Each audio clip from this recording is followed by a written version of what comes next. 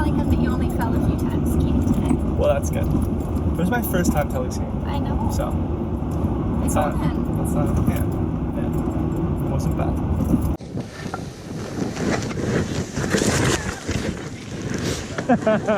On our way back from another awesome weekend with Sage's family. This week I want to talk about strategies that I've used over the years to consume better. What I mean by that is not wasting money on things you don't need to, but obviously spending money on the things that you value the most in your life. So in this video, I'm going to be talking about those strategies that I use, examples of things that I've done in the past, and hopefully things that you can use in your life as well to minimize your expenses, but also maximize the quality of life. Let's jump into it. Like sunshine, moonlight, like a wrong number, like pillows and pavement, like an accident once meant. Is it when you are away?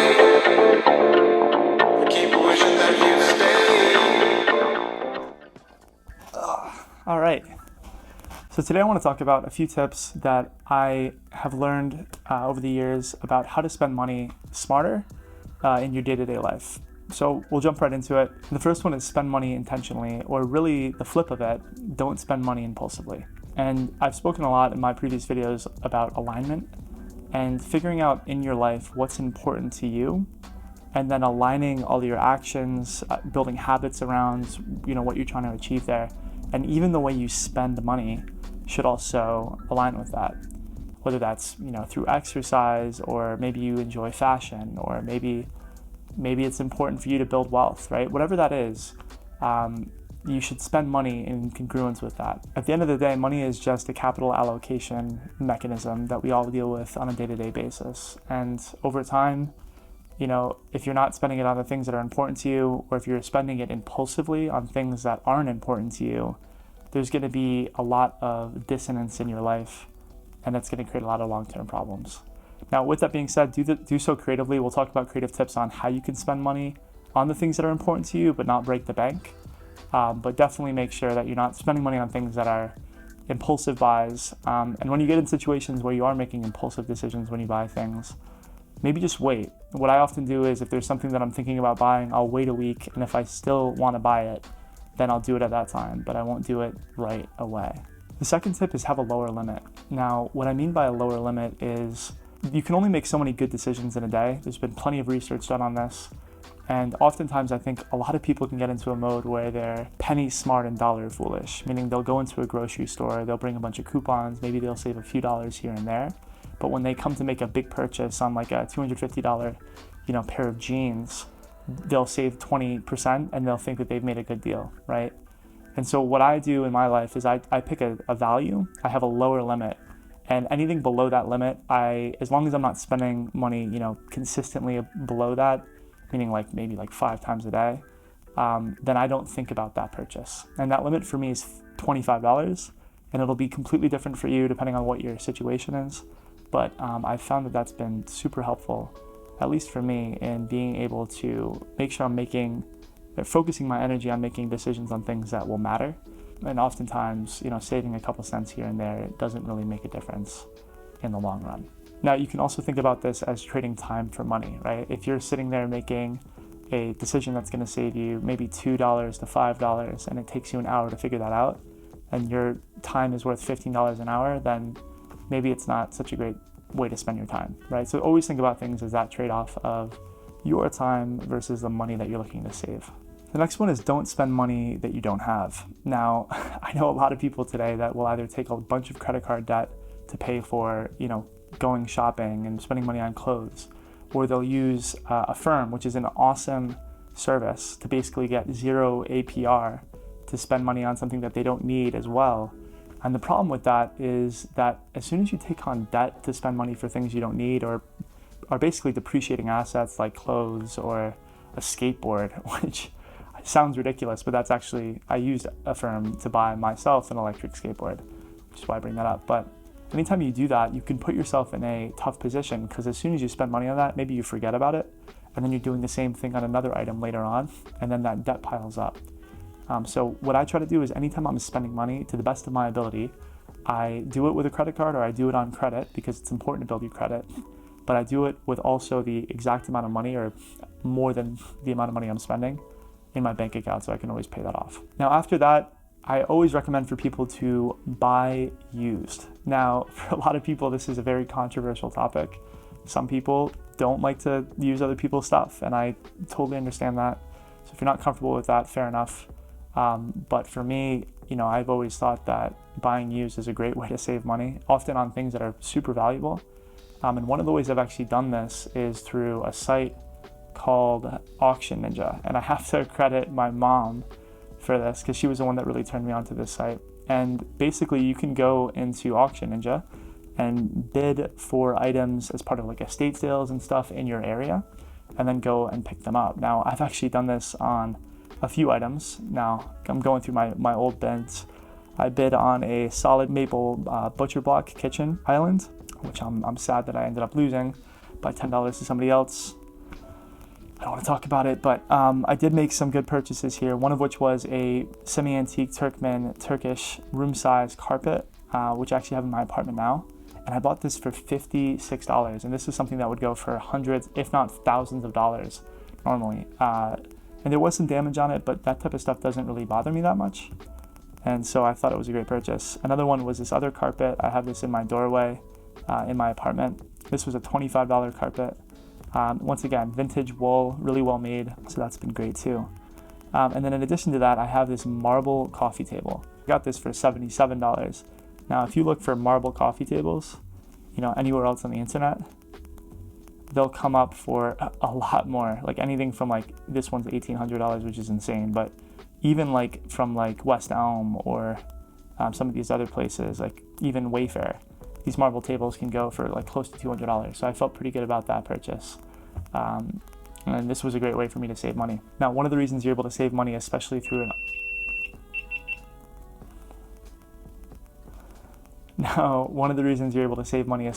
auction site, is just the idea that it's a very illiquid market, right? You're not competing with everybody around the world. It's just people in your area that are able to bid on these things.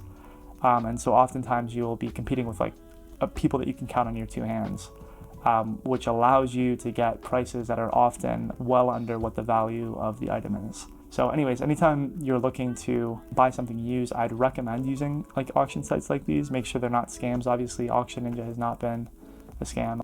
Another thing that I've done is purchasing used through my friends. I was lucky enough to take over a couple friends' apartment, which is a corner unit in this building.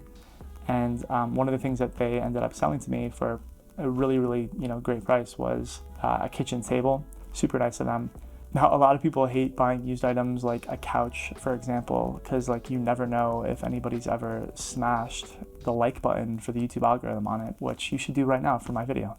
Thanks. Hey girl, smash it. Now, next tip is hand-me-downs. Now, I'm the youngest of 4 in my family, which once again, completely depends on your situation. If you're an only child, then maybe you have your parents to potentially get hand-me-downs from, but you have older siblings than you are. Oftentimes they'll be, they'll either outgrow their clothes or they'll outgrow, certain items in their possession. And that was the case for me over my lifetime. And a big example of this was my oldest brother, who's 9 years older than me, ended up passing down 3 posters, which to this date I still have. And he actually gave them to me when he left for college. So when he was 18, I was 9, and I still have them today. So how many years is that?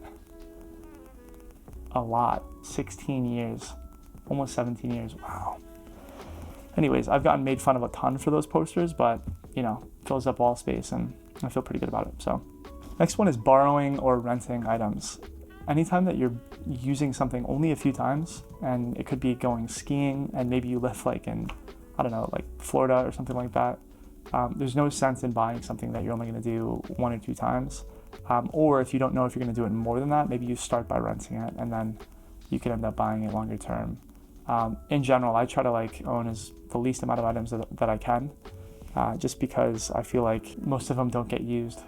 So Another tip is oftentimes people get in this situation where they have this want to buy new things. And I'm going to call it the new stuff fallacy, which is that, maybe they've had challenges in work or in a relationship, or maybe they're just in a bad mood, and it'll trigger an emotional response in them. And oftentimes people have the habit of buying new stuff just to feel better.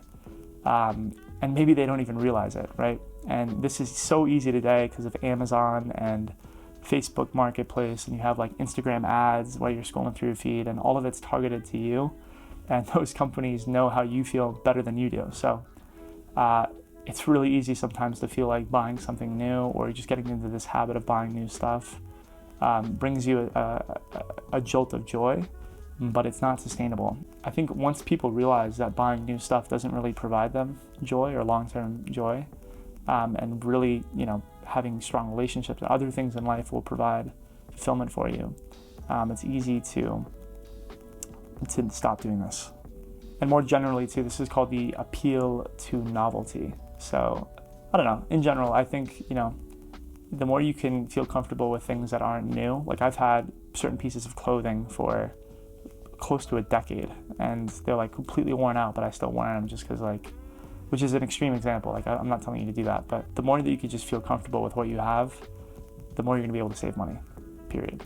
All right, second to last tip, buy based on value, not price. Now, this seems very simple, but there's really two ways to look at this. Now, the first way I'm gonna talk to you about this is oftentimes you'll be in a position where there's a cheap option to purchase.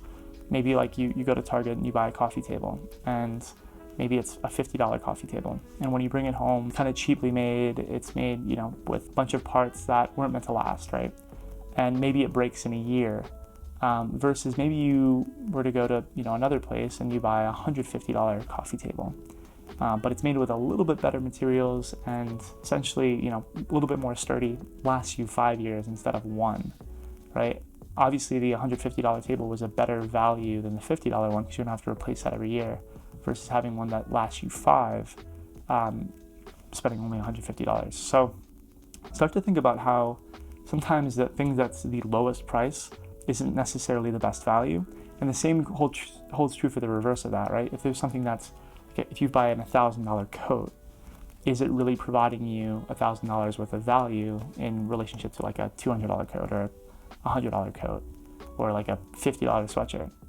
And the answer is probably not. So always think about that when you're buying things. Just because something says it's 20% off doesn't mean you're saving 20% of value.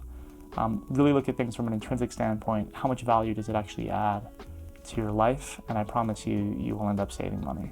And then last but not least, just don't spend money. And I know that sounds ridiculous, but the more that you can just be happy with, a steady state of not spending money, like, don't go on Amazon if you don't have a purpose to be on Amazon. Don't, buy stuff you don't need. And the more you can build that habit and just build the habit of saving and kind of almost enjoying that process, I think you'll find a little bit more happiness because you're not going to be stressed out from a money perspective, hopefully. I mean, that's the goal.